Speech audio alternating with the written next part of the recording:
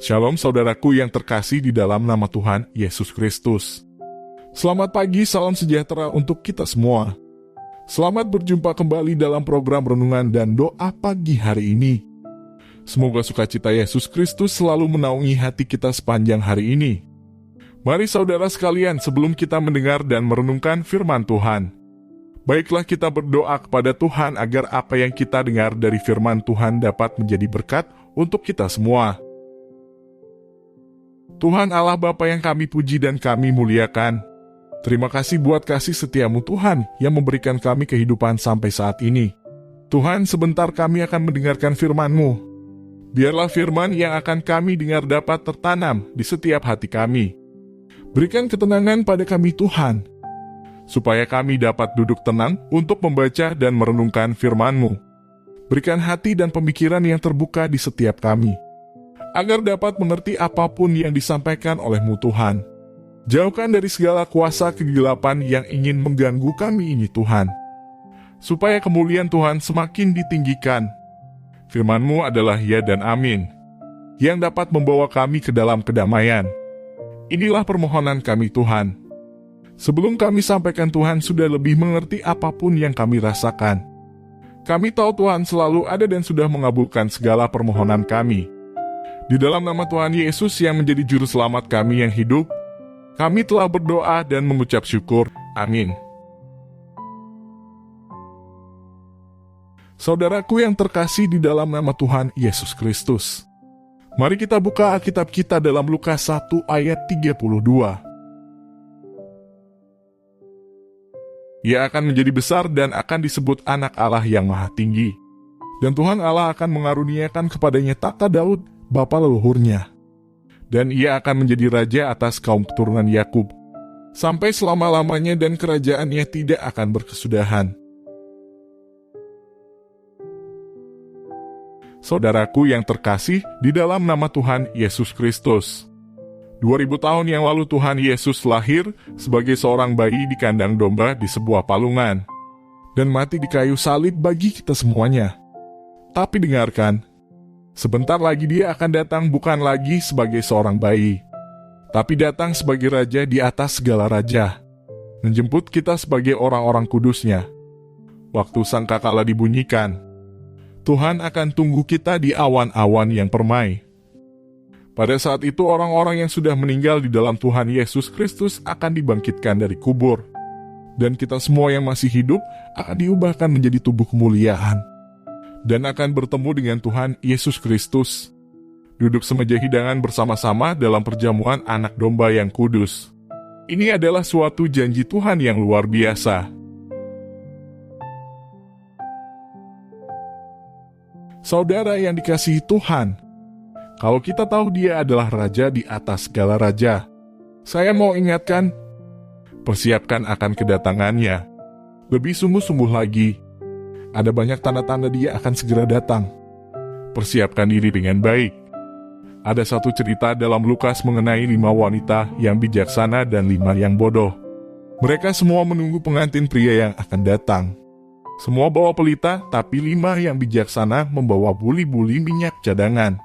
Lama menunggu sampai akhirnya mereka semuanya tertidur. Tiba-tiba di tengah malam, seseorang berteriak mempelai pria sudah datang. Lalu 5 wanita yang bijaksana menambahkan minyak karena sudah mau habis. Tapi 5 yang bodoh tidak punya minyak yang cukup lagi.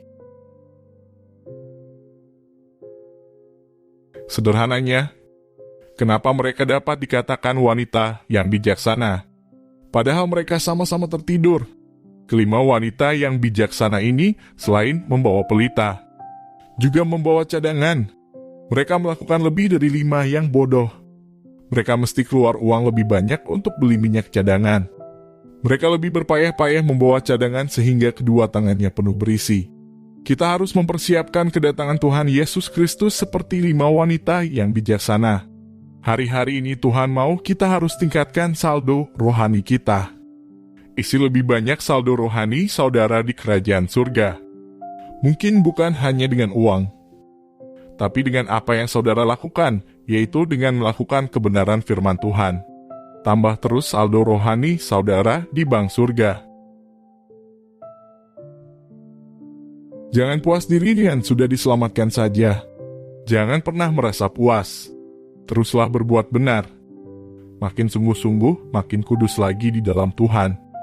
Mari tingkatkan saldo rohani kita, agar waktu Yesus datang menjemput kita. Kita semua adalah orang-orang yang tidak bercacat celah. Kita bawa minyak cadangan itu. Maka Tuhan berkenan. Saya berdoa kita semua seperti wanita yang bijaksana, maka kita akan masuk ke dalam kerajaan surga. Mari kita baca Alkitab kita dalam Lukas 1 ayat 37. Sebab bagi Allah tidak ada yang mustahil. Ada banyak sekali cerita, kesaksian bagaimana orang-orang mengalami pemulihan yang dahsyat. Padahal pada waktu-waktu yang lalu rasanya mustahil. Ini adalah waktunya saudara pasti mengalami. Saudara yang dikasihi Tuhan. Pada waktu kita kembali kepada jalan Tuhan dan kita berkata, Tuhan, untuk Engkau tidak ada yang mustahil. Engkau sanggup melakukan pemulihan bagi usahaku. Maka Tuhan akan genapi janjinya. Karena Dia mau setiap orang-orang percaya mengalami apa yang Dia janjikan di dalam nama Tuhan Yesus Kristus. Markus 9 ayat 23 berkata, jawab Yesus, katamu, jika engkau dapat, tidak ada yang mustahil bagi orang yang percaya. Inilah janji Tuhan Yesus. Tidak ada yang mustahil bagi orang yang percaya. Jika saat ini ada janji Tuhan dalam hidup kita yang belum juga tergenapi, jangan menyerah. Kita hanya butuh mengarahkan iman dan pandangan kita kepada Tuhan. Bangun roh kita dan renungkan firman-Nya semakin dalam. Maka kita akan memperoleh stamina yang tidak biasa dalam menantikan janji Tuhan. Sehingga dalam segala hal kita menjadi lebih kuat dari sebelumnya.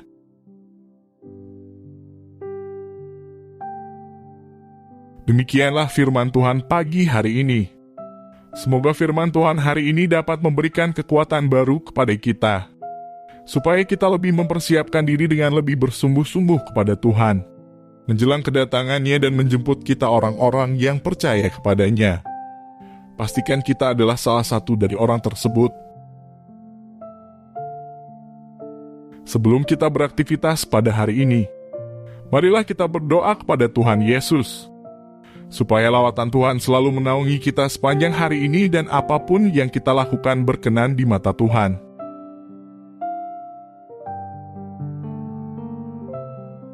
Bapa kami yang di surga, Bapa yang kami puji dan kami permuliakan di dalam nama Tuhan Yesus Kristus. Kami bersyukur atas penyertaan-Mu, pertolongan-Mu, dan atas segala berkat yang telah Engkau berikan dalam hidup kami. Kami mengucap syukur atas kebaikan-Mu pada hari ini. Terima kasih Tuhan atas firman-Mu hari ini. Tuhan, kami mau terus belajar dan memahami firman-Mu. Firman-Mu lah yang terus menguatkan dan meneguhkan iman kami. Firman-Mu yang mengubahkan hidup kami menjadi lebih baik. Kami ingin penyertaan-Mu selalu menaungi kami di sepanjang hari ini, agar kami tidak tersesat dan mengikuti dunia ini. Kami mau melakukan firman-Mu di sepanjang hidup kami agar kami tetap teguh dan kuat berjalan bersama-Mu Tuhan. Terima kasih atas hari ini Tuhan, sehingga Engkau masih boleh memberikan nafas kehidupan kepada kami. Kami akan pergunakan untuk segala hormat dan kemuliaan bagi-Mu Tuhan. Pada hari ini kami juga ingin mengucap syukur atas perlindungan-Mu sepanjang malam telah kami lewati. Sebentar kami akan beraktivitas ya Tuhan. Kami percaya lawatan-Mu selalu menaungi kami sepanjang hari ini. Tuhan, pada hari ini hamba mau berdoa untuk saudaraku yang sudah mendengarkan renungan pagi hari ini dimanapun mereka berada. Jika saat ini mereka mengalami sakit penyakit Engkau sembuhkan, yang mempunyai pergumulan masalah Engkau yang memberi jalan keluar. Segala kebutuhan ekonomi mereka Tuhan, jamah Tuhan cukupkan dan memberkati perekonomian mereka. Ajar kami selalu berharap kepada-Mu Tuhan. Berkati selalu kehidupan kami ya Tuhan. Berkati daerah tempat tinggal kami. Berkati bangsa dan negara kami. Berkati juga pemerintah kami. Semoga semuanya selalu dalam lindungan-Mu Tuhan. Sehingga kehendak-Mu lah yang terjadi atas kami. Tuhan, kami serahkan segala pergumulan kami di dalam tangan-Mu Engkau yang menolong dan menyelesaikannya bagi kami. Karena kami adalah manusia yang lemah dan hanya berharap pada-Mu ya Tuhan. Ini doa dan permohonan kami. Kami alasan doa kami hanya di dalam nama Tuhan Yesus Kristus. Amin.